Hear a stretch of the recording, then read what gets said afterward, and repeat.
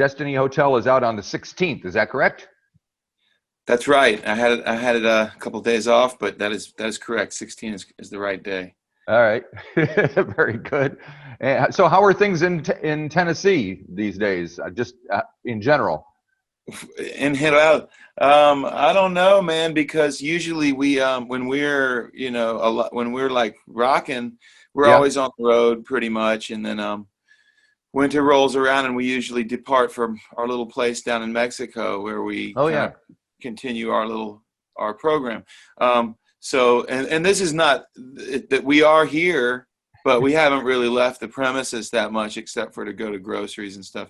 So you know what I mean? I know there was a tornado before all this, and Tennessee's the South, man. There's so much at stake right now.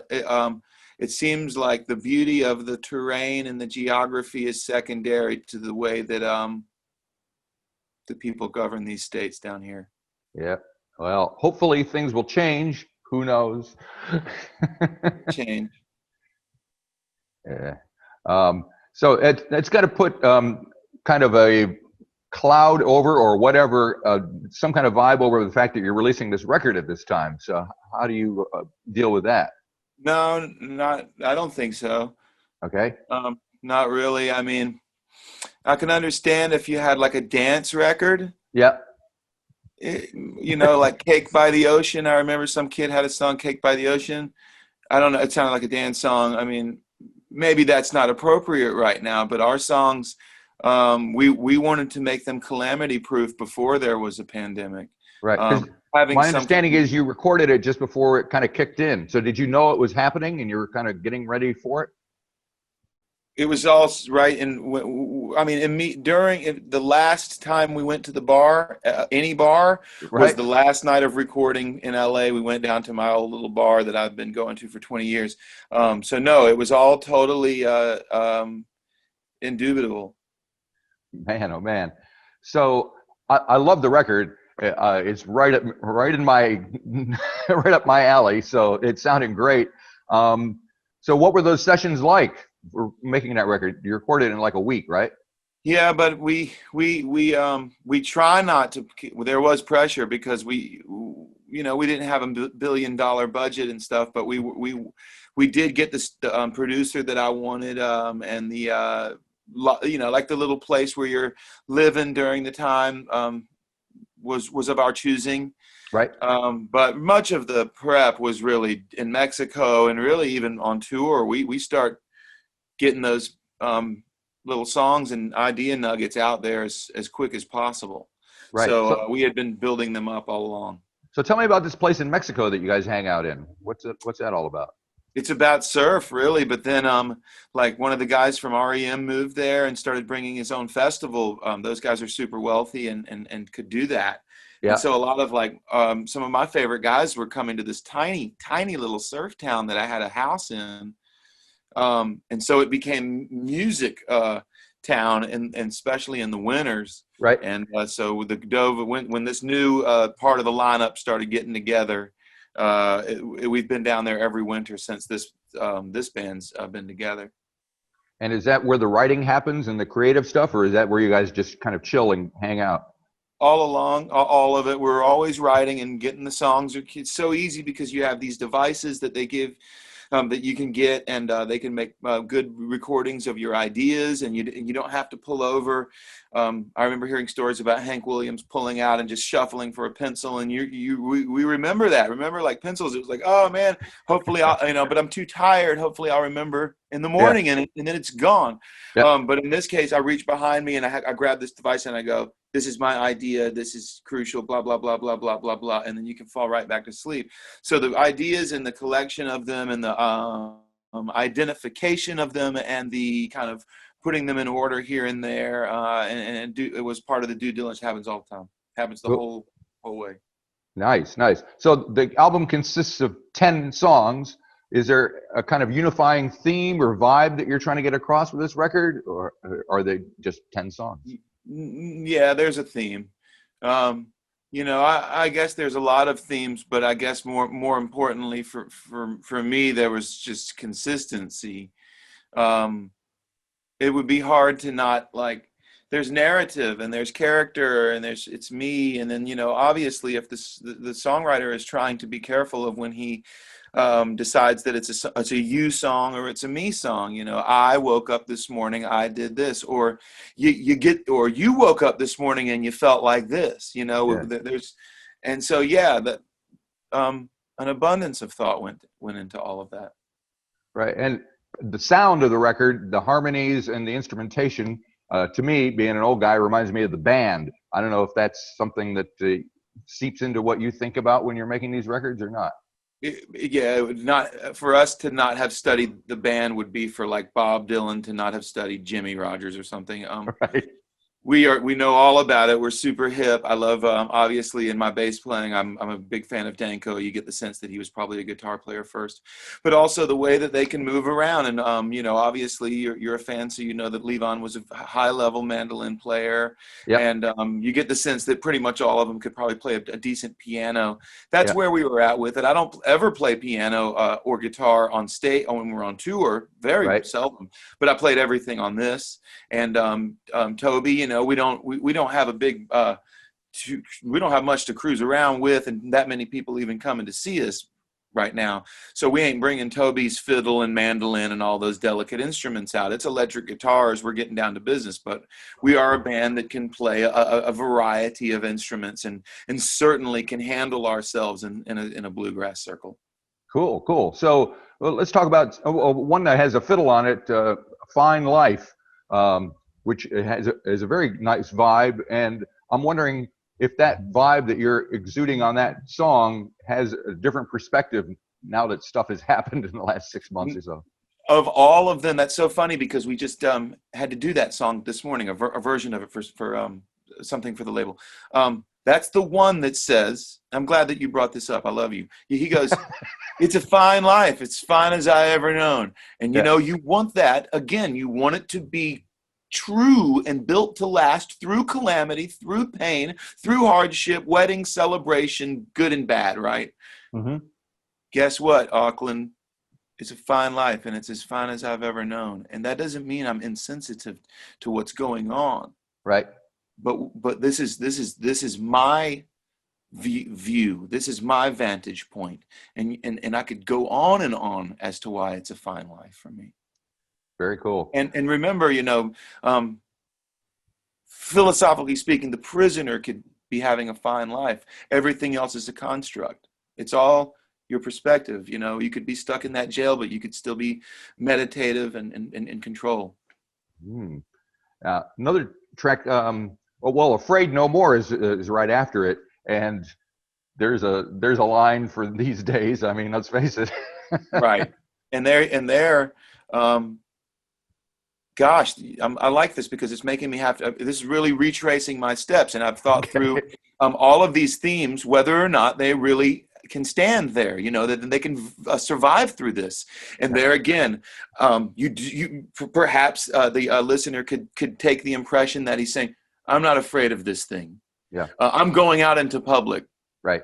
No. Where that gets you. Don't be afraid of science. But again, this is not your songs don't come with cliff notes, and they are allowed to be interpreted the way that the listener wants to. They are theirs. They are not yours as the writer, and that's why you want to get clear and be clear. Right. So, do you get a lot of input from your audience, from your fans, when you do get to go out and about? Do you have is there a lot of interaction between you and them? Yes. When I was first signed when I was a young guy, I took the Greyhound bus. You sound like you're from the United States. Yeah. So you know what that is. I went from North Carolina to Hollywood, and then I got a record deal on Atlantic very quickly. Yep. Of course, there was a time in my life where I took nothing, because everyone was against me for so long. And then when I had accomplished these few things, which were only symbolic at the time, you don't do it until you've done it. But I had felt like I had done that on my own volition, and this was me, and you can't tell me shit. Okay. Nowadays, 20 years from that young man who took that bus ride out there, I take advice from the janitor. Right. I really don't like it when people who support us and come to our shows tell me that it was great, and it was great the next night and wherever we were, Barras, or with the next night in Malmo. No. It's not. They are different. I want you to critique it. Right. So we really do. I try to tell the other guys, really ask everybody for their opinion and their impression, and don't be afraid of that, because it's not going to be what you like. It's not easy for your lover to tell you that it's not cool. Yeah. But you got to create that open space as an artist for them to be able to say it. They are not articulate. They are not professors. They are doing the best they can to articulate this. And it could be just a far off impression, but you will really, really benefit from taking that in. And I'm saying this to myself too. Right. I'm still bad at it. Yeah. Well, and it's hard for people to understand that that's where you're coming from, because most people aren't. Most people are very defensive, and they want to hear the positive stuff all the time. So you got to break through that, I guess. We have a guy, that's famous here in the States that really likes to only hear positive stuff, and that shows his weakness. Now, you mentioned that your solo album, which came out on Atlantic, I think it was like in 2003, and now we're at 2020. In the interim, from what I understand, you worked on the Carson Daly show as a music director. You must have had some experiences there that have and worked with different people that have kind of had some impression on what you're doing now. Well, you're a music writer, so you've heard the work of probably a lot of the guys that were in my band. So I was in Hollywood with my record deal, and that afforded me a lot of like open doors, of course, when you're a young man and you've got a credit card. And right, there you go. You're certainly what I came to Hollywood, which was really, you'd catch us in the bars a lot, but from whatever, 10 a.m. until 10 p.m., we were in those studios, brother, and I was really hitting it. We were really, really, really, really going for it. And I got that deal, and I got that credit card, and got those zeros in the bank account, and I had never had that before, and it really, really threw me off course. Okay. Uh-huh. But in spending all that money, I was making a lot of friends that were kind of shadowy, low life friends, nightlife people, but I was really having a fun time. I was into Hollywood. I loved going in the back door and walking past the line. And so I was a guy out and about on the scene. I started having my own parties, my own clubs, and my, what you had to be able to do to get on my little stage, which were these little parties, but were in like kind of hard to get into bars and stuff. I didn't care about rock and roll, guys. I didn't think they knew how to play. Mm-hmm. If you didn't know how to play jazz or gospel, then I didn't know you really. Right. So no offense, but I needed guys that could play, not act, not remember something that like an actor and then go do it again. No, we needed to be able to react and bust into that and play a Ray Charles, and you don't know if Sinatra song, play it anyway. And then of course you need to know how to play Nirvana and all of those songs. Right. And that I found in LA, and this is the help of my parents as being high level musicians. So we had those guys always in my clubs, and then some famous people started coming, and Carson himself came. And let me tell you, man, I had Kamasi, 22, Tommy King, who's the band leader for Haim. We had Thundercat on bass. Okay, dude, we had Zane Carney, one of the world's very best guitar players. These guys all in their peak of their career. Kamasi and Thunder being the most famous of them, but they were all at this level. Yep. Playing in my club, and Carson Daly walking in there going, "There's my house band." Yeah, right. Very cool. So what did that do to you? When I was 23, I got that gig, or 24, I'd been dropped from Atlantic. I was sure I'd get another record deal, but then they send a limo for me, and I do this job for a week or two, and I go, they want a full-time guy. I knew that I had failed at Atlantic. Right. Not on my record. We did that record and we felt great. I did not know how to do the job. Right. It unfolded and unraveled and unbuttoned in front of me. And sometimes I looked down and I was unbuttoning it myself, didn't even know. And so this was a thing where I didn't have to feel that crushing collapse. I was riding in a limo, 24, going to play with whoever I wanted. I'd get Mark Ford from the Black Crowes to sit in, and Brian Wright, the best guys, man, Steve Gorman. And so what that gave me was musical college. I got to go sit in there and watch Kamasi orchestrate. I got to go consider myself an equal orchestrator and have equal ideas and usefulness out of my musical ideas, and have my musicality to be able to be bounced off some of the greatest minds I think that are in music. And the name Zane Musa should also be said, since he was the best of them all. Rest his soul. Very good. Now, getting back to the album, maybe we can touch on a song called "I'm a Be Me." Sure, that would be a segue from some of the rhythms and stuff that I wasn't as cool with, but something that I would have learned from playing with Ronald Bruner, Thundercat's brother, and Right. Donald Barrett, who's in the West Coast Get Down, and Miles Mosley on bass. Those guys started showing me a lot of that. I started using a lot of the bass stuff from Darwin Johnson and Thundercat that I never played bass before that, but I started seeing how geniuses approach it. It's not so much about how fast you are, it's about how good your ideas are, like Paul McCartney, right?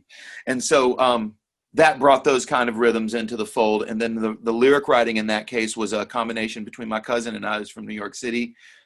Like I said, man, we wanted Brian Wright helped me write a lot of the lyrics on this record too. It was all hands on deck. Speaking of all hands, so just touch on some of the other guys in the band for those here who may not be that familiar. You got Luca and Toby. Who are they? Why are you working with them? Why are they in the band?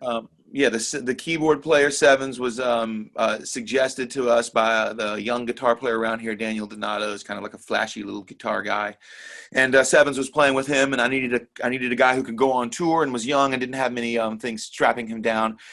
Sevens has been in the band doing his best. He's really having to throw himself in a lot of hard music and situations because of that jazz and improvising thing that we want. Jazz is not his forte.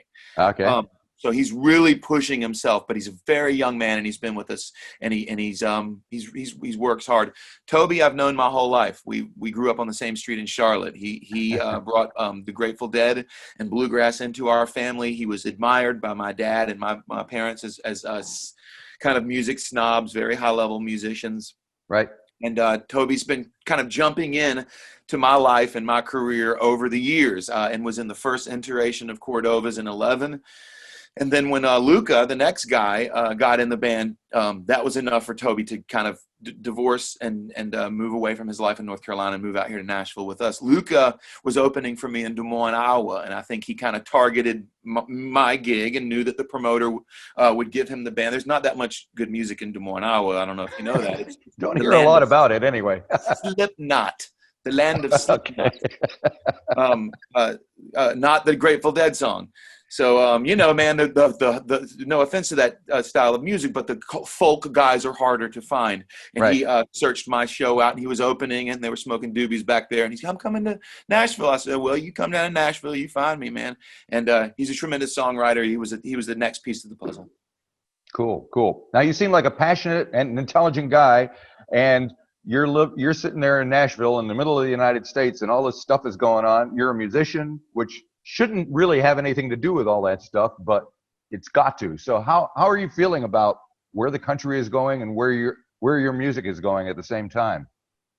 I think they go hand in hand. I mean, it's a community, and you have to do your part. If it was better for me to be in the protests with signs and screaming to the top of my lungs, and I have a very loud voice, then I believe I would do that. Just the same way that a lot of people who think that they are on another side as me, they are not. We are all on the same side, but they feel their call to duty, and that's a part of the dust up right now. But that is the surface level.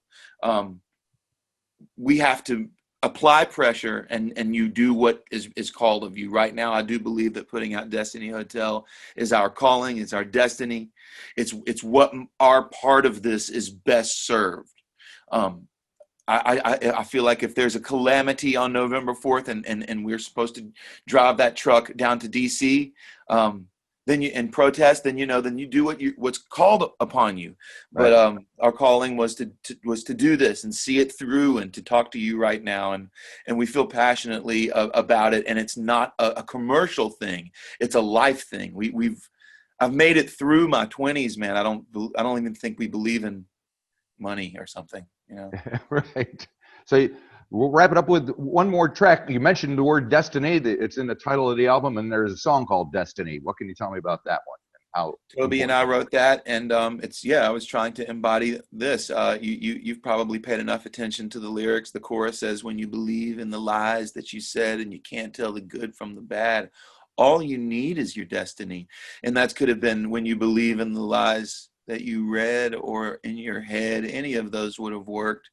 Um, Truth is your destiny, and truth is what happens when you really take off the false shell and look at yourself. And coming from a man who's seen as many failures as I haven't, the false shell's painful coming off, but the truth is way sweeter to operate under.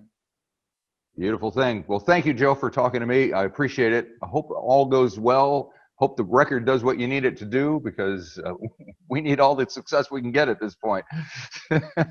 If it can do it, it'll do it. I think it's out of all of our hands now. There you go. Have a good day. My pleasure. Thank y'all. Bye-bye.